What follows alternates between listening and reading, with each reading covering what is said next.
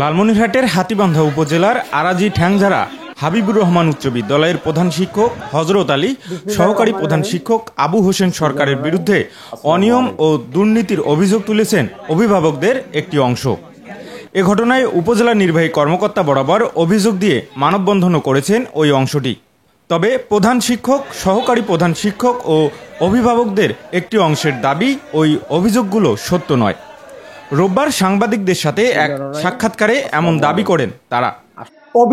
অভিযোগ হওয়ার পর আমি খুশি হয়েছি যে হোক, সংশোধন হব, যদি কোনো কিছু সমস্যা থাকে আরও সংশোধন হব, অন্যকে চেনা হবে, সবাইকে জানা হবে।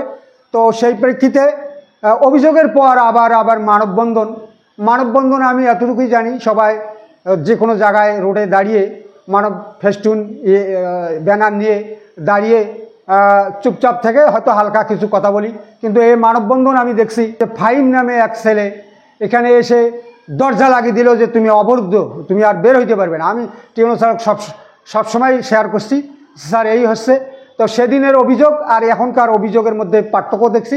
সেদিন বলল যে 70 লাখ টাকা আত্মসাৎ করছে, তারপরে এরা বলল যে শিক্ষক নিয়োগ 2 জন করছে 28 লাখ। এটা মোটেও ঠিক না। এটা আমার এনটিএসসি থেকে 2টা শিক্ষক আছে, এনটিএসসি শিক্ষকে আমাদের টাকা নেওয়ার কোনো ইয়ে নাই। তবে এনটিএসসি শিক্ষকদের অবশ্যই আপনারা জিজ্ঞাসা করবেন, আমার এটা অনুরোধ, তাদের কাছে আমরা টাকা নিয়ে নিয়োগ দিছি নাকি। আর এখানে মানববন্ধনে এখানে আসি বলল যে আমার দরজায় চিল্লি বলল যে 2টা টিচার নেওয়া হয়েছে 28 লক্ষ টাকা। এটা মোটেই উচিত ঠিক নাই। মাধ্যমিক স্যারও সেদিন আসছে, সব বিষয় দেখে গেছে মাধ্যমিক স্যার। তারপরে টিউনো স্যার আমার বর্তমান সভাপতি, সেও অবগত সব বিষয়। তাকেও আমি অনুরোধ করব আমার ডিসি স্যারও আমার এই বিষয়টা যেন দেখে। এখানে তো সেদিন ঘটনা দেখছিলেন যে 2 জন আটক করে গেছে এবং আমার ছেলেমেয়ে ক্লাস করা অবস্থায় টেনে হেসড়ে নামে চাচ্ছিল যে মিছিলে আসো।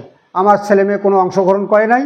আমি তাদের মাধ্যমেই হেডমাস্টার হয়েছি, তারাই প্রোটেক্ট দিবে আমাকে। এরা অভিভাবক নয়। ওখানে আমি জানি যে শিমুল নামে একজন অভিভাবক বলছিল যে আমি অভিভাবকের বাবা। উনি তো আমাদের অভিভাবক নয়, কিন্তু উনি বলছে যে আমি অভিভাবকের বাবা। আর একজন আছে রোকন, তারও ভিডিও ফুটেজ দেখছি, সে বলছে যে উনি রেজাল্ট এখানে খারাপ, উনি আসে না, কিন্তু এটা মোটেই সত্য না, সেও অভিভাবক নয় আমার। যারা এখানে অভিযোগ এনেছিল তারা তো অভিভাবক নয়ই, এবং আমার এখানে প্রায় 30 বছর চাকরি জীবন। তো আমরা হেডস্যার সহ একসঙ্গেই সহকারী শিক্ষক, এবং বর্তমানে আমি সহকারী প্রধান বা উনি সহকারী প্রধান থেকে প্রধান, একই পর্যায়ক্রমে আমরা ধাপে ধাপে উন্নীত হয়েছি। এবং এখানকার মানুষের ভালোবাসা, এখানকার ছাত্রছাত্রীদের আস্থা, শিক্ষকদের ভালোবাসা নিয়েই কিন্তু আমরা এই পদগুলোতে আসীন হয়েছি।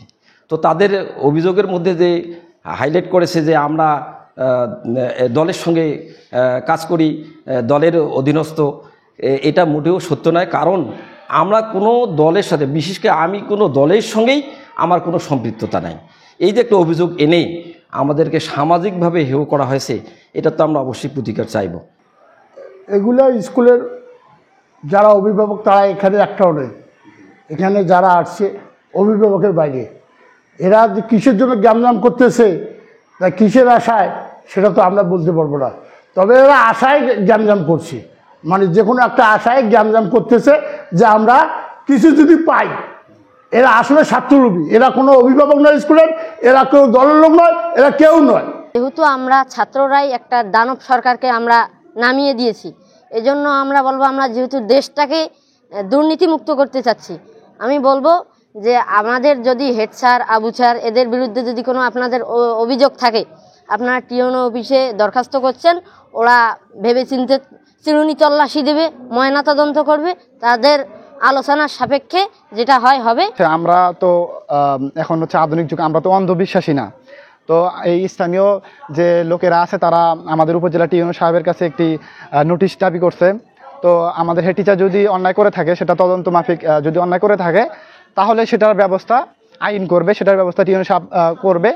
এটাই আমাদের দাবি আর কি। গত 5 তারিখ যে স্যারের বিরুদ্ধে যে আন্দোলনটা আসছে, আমরা পুরোপুরি এর বিপক্ষে। কারণ এখন তো আপনারা দেখতেছেন পুরো দেশে ছাত্র জনতা এগিয়ে যাচ্ছে, যেখানে কিনা আমরা ছাত্র হয়ে স্যারের বিপক্ষে একটা কথা বলতেছি না, সেখানে কোথাকার কোন অভিভাবক এসে স্যারের বিরুদ্ধে হঠাৎ কথা রটাচ্ছে। এল নিউজ অনলাইন, লালমনিরহাট।